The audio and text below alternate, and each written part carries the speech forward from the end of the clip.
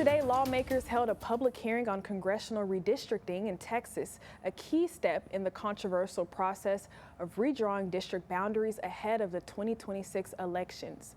CBS 19's Robert De La Garza joins us in studio now to share what he learned from tonight's meeting. Robert? Ayanna, this is one of the 4 public hearings held at the Capitol. Today's focus was on East Texas and Harris County in Houston, giving residents a chance to speak out on the redistricting process.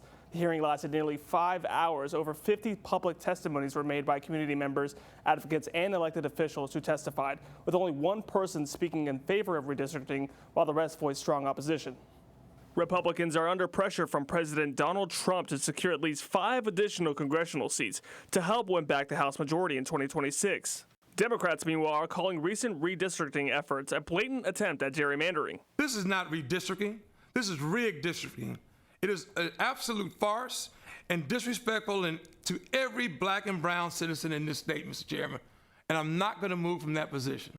The move comes as the DOJ has raised concerns that 4 of the state's congressional districts were drawn unconstitutionally based on racial factors.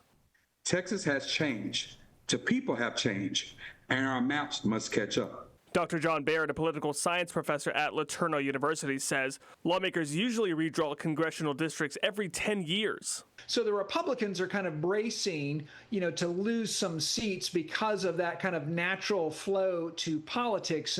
But now Texas is doing it mid-decade, which many Democrats are calling a, quote, desperate power grab. Doing it now without the current data is a manipulation of the system that does not represent the real people and real communities. In other words, you're rigging the rules in the middle of the game. And so they're trying to find a way that they can, again, hang on to control of the Congress so that they could hopefully continue to pass legislation in Trump's second half. Governor Abbott added redistricting to the special session of the legislature, along with other top priorities being Texas water rights, flooding, and the THC ban. Abbott appointed East Texas lawmaker Senator Brian Hughes and Representative Cole Hefner to the Congressional Redistricting Committee last week. Again, just make sure that we're properly reflecting the values of this state. And so that's what this process is for debate and discussion, to hear from our citizens. Hefner also acknowledged the challenges and political nature of the process, but says these hearings are made to learn from the constituents to make informed judgments.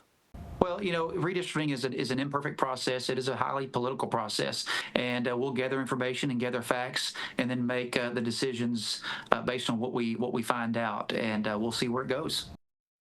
Now, the committee is expected to hold its final public hearing at the Capitol tomorrow, as the focus will shift to West Texas. There was a redistricting meeting held tonight at UT Arlington, as Senator Miles says there were hundreds of people outside and inside the school's theater. We'll continue following the redistricting process and how it may impact representation here in East Texas. For now, Ayanna.